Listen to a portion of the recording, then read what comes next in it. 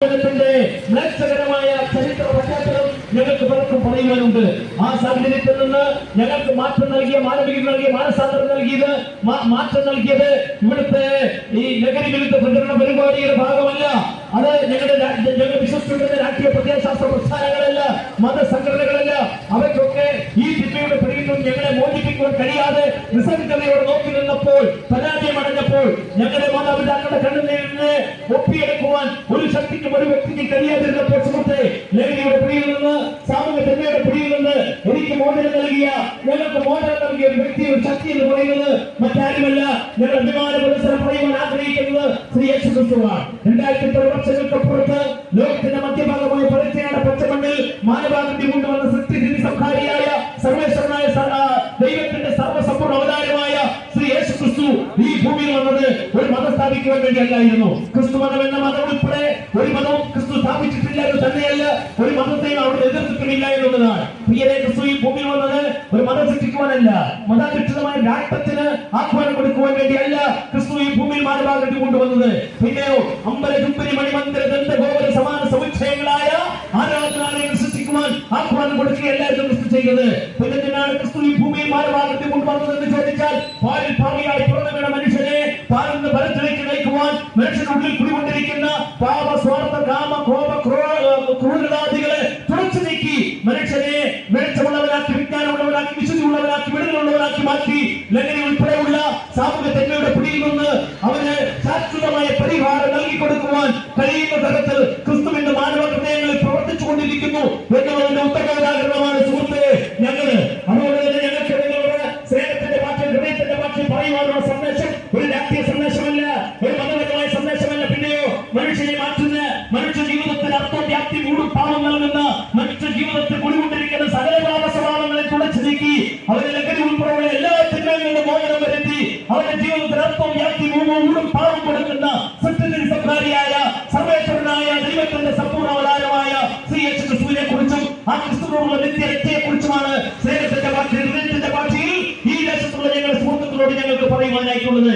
ഒരു കാലത്ത് ഞങ്ങൾ വിശ്വസിച്ചുകൊണ്ടിരുന്ന രാഷ്ട്രീയ പ്രത്യയശാസ്ത്ര പ്രസ്ഥാനത്തിന് വേണ്ടി കേരളത്തിന്റെ തെരുക്കോടുകളിൽ അങ്ങോളം ഇങ്ങോളം കോടകോരം പ്രഭാഷണം നടത്തിയിട്ടുണ്ട്. ആത്മാർത്ഥതയില്ലാതെ അതിൽ തർപ്പണം നടത്തി, അതിൽ വ്യായാമം നടത്തി സമൂഹത്തിന്റെ മനസ്സൊക്കെ വഞ്ചിച്ചുകൊണ്ടിരുന്ന ഒരു പശ്ചാത്തലം ഞങ്ങൾക്കുണ്ട് സുഹൃത്തെ. ആ രാഷ്ട്രീയ പ്രത്യയശാസ്ത്ര പ്രസ്ഥാനങ്ങൾക്ക് ഞങ്ങളുടെ ഉള്ളിൽ മാനസാന്തരം കൊണ്ടുവരാൻ കഴിയാതിരുന്നപ്പോൾ, ഞങ്ങൾ വിശ്വസിച്ചിരുന്ന മതങ്ങൾക്കോ ഉത്സവങ്ങൾക്കോ ഞങ്ങൾക്ക് മാറ്റം കൊണ്ടുവരാൻ കഴിയാതിരുന്നപ്പോൾ, ഞങ്ങൾ വിശ്വസിച്ചിരുന്ന മതങ്ങൾക്ക് വേണ്ടി ഞങ്ങൾ അർപ്പിച്ച അർപ്പണങ്ങളോ യാഗയോഗങ്ങളോ കർമ്മകാണ്ഡങ്ങളോ ഞങ്ങൾക്ക് മാറ്റം വരുന്നപ്പോൾ ശ്രീ യേശുദേവൻ ഈ ഭൂമിയിൽ 2000 വർഷങ്ങൾക്കപ്പുറത്ത് മാനവാകൃതി കൊണ്ടുവന്ന ശ്രീ യേശുദേവൻ ഒരു മതം സ്ഥാപിക്കാൻ വേണ്ടിയല്ലായിരുന്നു അവിടെ വന്നത് എന്നൊരിക്കൽ കൂടി അടിവരയിട്ട് പറയുവാൻ ഞങ്ങൾ ആഗ്രഹിക്കുകയാണ്. പിന്നെന്തിനാണ് ക്രിസ്തുദേവൻ ഈ ഭൂമിയിൽ വന്നതെന്ന് ചോദിച്ചാൽ, മനുഷ്യ ജീവിതത്തിൽ മാറ്റം വരുത്തുവാൻ, മനുഷ്യന് മനസ്സാന്തരം കൊടുക്കുവാൻ, മനുഷ്യ ജീവിതത്തിന് അർത്ഥം, വ്യാപ്തി കൊടുക്കുവാൻ, ലഹരി ഉൾപ്പെടെയുള്ള തിന്മയുടെ പിടിയിൽ നിന്ന് മനുഷ്യന് ശാശ്വതമായ പരിഹാരം വരുത്തുവാൻ, സർവ്വവും ശാന്തിയും സമാധാനവും സാമൂഹികവും സ്വാതന്ത്ര്യവും സമഞ്ജസമായി സമ്മേളിക്കുന്ന ഈ സന്മാർഗത്തിലേക്ക് ജനങ്ങളെ നയിക്കാൻ വേണ്ടിയാണ് 2000 വർഷങ്ങൾക്കപ്പുറത്ത് കേവലം 12 മത്സരങ്ങൾ തൊഴിലാളികളെ കൊണ്ട് ആരംഭിച്ച യേശുക്രിസ്തുവിന്റെ സ്നേഹത്തിന്റെ സാമ്രാജ്യം ഇന്നും അത് ജനഹൃദയങ്ങളെ കീഴടക്കി ജൈത്രയാത്ര തുടരുന്നത്. ആയുധം കൊണ്ടല്ല, അക്രമം കൊണ്ടല്ല, അനീതി കൊണ്ടല്ല, അടിച്ചമർത്തങ്ങൾ കൊണ്ടല്ല, സ്നേഹമെന്ന് മറ്റാരെയും കൊണ്ട് നിങ്ങൾ ലോകത്തെ കീഴ്പ്പെടുത്താൻ പഠിപ്പിച്ച യേശുക്രിസ്തുവിന്റെ സ്നേഹത്തിന്റെ സന്ദേശം പോലെ, യേശുക്രിസ്തുവിന്റെ സ്നേഹത്തിന്റെ സുവിശേഷത്തിന്റെ സവിശേഷത പോലെ സകല മനുഷ്യർക്കും സ്വീകാര്യയോഗ്യമായ, സകല മനുഷ്യർക്കും അംഗീകാരയോഗ്യമായ, സകല മനുഷ്യർക്കും ആദരിക്കത്തക്ക, ആരാധിക്കത്തക്ക, അനുവാദം ചെയ്യത്തക്ക മറ്റൊരു സന്ദേശം ഇതുവരെ ഉലകത്തിൽ ഉണ്ടായിട്ടില്ല, ഇനി ഒരിക്കലും ഉണ്ടാകത്തില്ല സുഹൃത്തെ. ആ ക്രിസ്തുവിന്റെ സ്നേഹത്തിന്റെ സന്ദേശമാണ് എനിക്ക് മാറ്റം വരുത്തിയത്. എന്റെ കൂടെ നിൽക്കുന്ന, മുന്നണിയിൽ പിഴയിൽ നിൽക്കുന്ന ഈ യുവജനങ്ങൾക്ക് മാറ്റം വരുത്തിയത് ആ യേശു ക്രിസ്തുവിന്റെ ദിവ്യമായ സന്ദേശമാണ്. അവർക്ക് വന്നത് ഏതെങ്കിലും ഒരു പ്രത്യേക ജനവിഭാഗത്തിന് വേണ്ടിയല്ല, പിന്നെ ഈ ഭൂമിയിൽ ജനിച്ച സകലർക്കും വേണ്ടി, സകല മനുഷ്യർക്കും വേണ്ടി ഈ ഭൂമിയിൽ അവതരിച്ച ശ്രീ യേശു ക്രിസ്തു ജാതി, മത, വർണ്ണ, പണ്ഡിത, ഭാമര, കുലീന, കുലകീന, ആര്യ, കല്ലാര, ദാസ, സഹ, ബഹുരായ വ്യത്യാസമല്ലേ സകല മനുഷ്യരെ സ്നേഹിച്ച് സകലരും ദൈവസൃഷ്ടിയുടെ മണിമകുടമാണെന്ന് മനുഷ്യരെ പഠിപ്പിച്ച ആ ക്രിസ്തുവിന്റെ സന്ദേശം പോലെ ഉത്കൃഷ്ടമായ, ഉദാത്തമായ, ഉത്തമമായ, ഉന്നതമായ മറ്റൊരു സന്ദേശം ഇതുവരെ ഉലകത്തിൽ ഉണ്ടായിട്ടില്ല. ഇന്ന് ഇവിടുത്തെ രാഷ്ട്രീയ മതപ്രസ്ഥാനങ്ങളിൽ മനുഷ്യരെ ജാതിയുടെ, മതത്തിന്റെയും രാഷ്ട്രീയത്തിന്റെയും പേരിൽ വർഗീകരിക്കുമ്പോൾ, അവരെ വേർതിരിച്ച് കാണുവാൻ അനേകം ആഹ്വാനം കൊടുക്കുമ്പോൾ, ആയിരം അടുപ്പിച്ച് അവരുടെ നെഞ്ചിലേക്ക് ആഴത്തിൽ ഇറക്കുവാൻ അനുയായികളെ ആവേശം കൊള്ളിക്കുമ്പോൾ ഒരു കാര്യം ഞാൻ പറയട്ടെ, ക്രിസ്തുവിന്റെ പ്രത്യയശാസ്ത്രം എന്ന് പറയുന്നത് യേശു ക്രിസ്തു പഠിപ്പിച്ചത് അത് സ്നേഹത്തിന്റെ സന്ദേശമാണ്.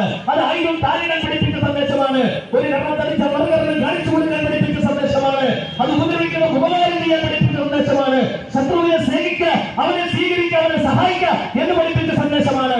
അതുകൊണ്ട് ഞാൻ പറയട്ടെ, സാമൂഹ്യത്തിന്റെ പിടിയിൽ നിന്ന് എനിക്ക് മോചനം നൽകിയത്, ലഹരിയുടെ പിടിയിൽ നിന്ന് എനിക്ക് മോചനം നൽകിയത്, സർവ്വോപരി ആത്മരക്ഷ നൽകിയത് ക്രിസ്തു ഈ ഭൂമിയിൽ വന്ന മനുഷ്യവർഗത്തിന് ആത്മരക്ഷ നൽകുവാൻ, പാവപരിഹാരം നൽകുവാൻ. ആ പാവപരിഹാരം എനിക്കുണ്ടായത് ഞാൻ ഏതെങ്കിലും ഒരു പുരോഹിതന്മാരോ ഏതെങ്കിലും ഒരു മതപ്രമാണിമാരുടെയോ ഒത്താശ കൊണ്ടല്ല.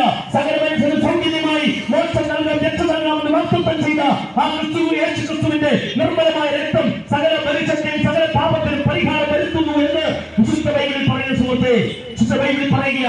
നമുക്കറിയാം, നമ്മുടെ കേരളത്തിൽ അനുഗ്രഹീതനായ കവിയാണ് ബാലചന്ദ്രൻ ചുള്ളിക്കാട്. അദ്ദേഹത്തിന്റെ വളരെ മനോഹരമായ കവിതയുണ്ട്. അതിന്റെ പേര് തന്നെ മാനസാന്തരം എന്നുള്ളതാ.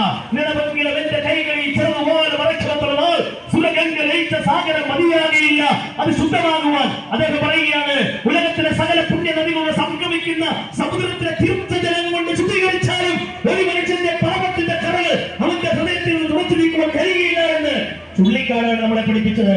എന്നാൽ എന്റെ സുഹൃത്തുക്കളോട് ഞാൻ പറയട്ടെ, എത്ര പാപത്തിന്റെ ആഴത്തിൽ നീ ആയിരിക്കുന്നുവെങ്കിലും, നിരാശയുടെ നിൽപ്പുള്ളിലായിരിക്കുന്നുവെങ്കിലും, ബൈബിൾ പറയുന്നു ഒരു വ്യത്യാസവും എല്ലാവരും പാപം ചെയ്ത് ഒരുപോലെ ദൈവദേശില്ലാത്തവരായി തീർന്നിരിക്കുന്നു.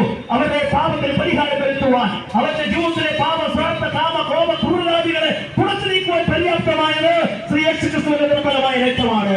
അവൻ വിശുദ്ധ ബൈബിൾ പറയുകയാണ്, അവിടുത്തെ പുത്രനായ ക്രിസ്തുവിന്റെ രക്തം സകല പാപം പോക്കി മനുഷ്യനെ ശുദ്ധീകരിക്കുന്നു. മനുഷ്യ ജീവിതത്തെ ശുദ്ധീകരിക്കാൻ മാറ്റപ്പെടുത്തുവാൻ പറ്റുന്ന ഒരു വസ്തുവിനകത്തിലുണ്ടെങ്കിൽ അത് ശ്രീ യേശു ക്രിസ്തുവിന്റെ നിർമ്മലമായ രക്തമാണ്.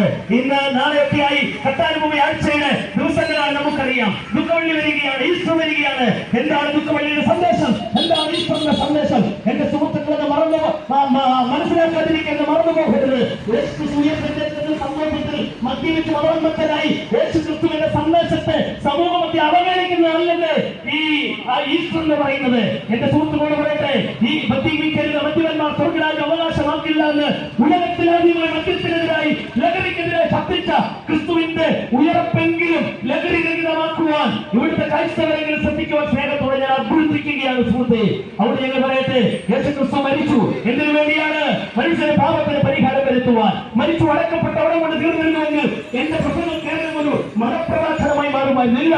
യേശു മരിച്ചു അടക്കപ്പെട്ട മൂന്നാം നാൾ ശരീരം ഉയർത്തെഴുന്നേറ്റു. കല്ലറയുടെ കവാട വ്യക്തമായ മഹാ ശിലാപ്രതിബന്ധത്തെ പരാജയപ്പെടുത്തിക്കൊണ്ട്, കയ്യിൽ ആയുധവും കണ്ണുകളിൽ ജാഗ്രതയായി നിന്ന കാവൽക്കൂട്ടത്തെ തോപ്പിച്ചുകൊണ്ട്, മരണത്തിന്റെ കരുത്ത കറുത്ത കരങ്ങളെ തോപ്പിച്ചുകൊണ്ട്, പാപത്തിന്റെ ശമ്പളം മരണമെന്നുള്ള ന്യായപ്രമാണ വിധിയെ തോപ്പിച്ചുകൊണ്ട് യേശു ക്രിസ്തു മൂന്നാം നാൾ ഉയർത്തെഴുന്നേറ്റു. അവൻ എവിടെയില്ല എന്ന മേലെടുത്തോടുകൂടി ഉലകത്തിന്റെ മധ്യത്തിൽ ഒരു കല്ലറ തുറന്നു കിടപ്പുണ്ട്. ഒരേ ഒരു കല്ലറ തുറന്നു കിടക്കുന്നു. അത് ശ്രീ യേശു ക്രിസ്തുവിന്റെ കല്ലറയാ. യേശു ക്രിസ്തു മാത്രമാണ് മരിച്ചു ഉയർത്തെഴുന്നേറ്റത്. ഇന്നുവരെ ചരിത്രത്തിന്റെ മുമ്പിൽ ഇന്നത്തെ സാമൂഹിക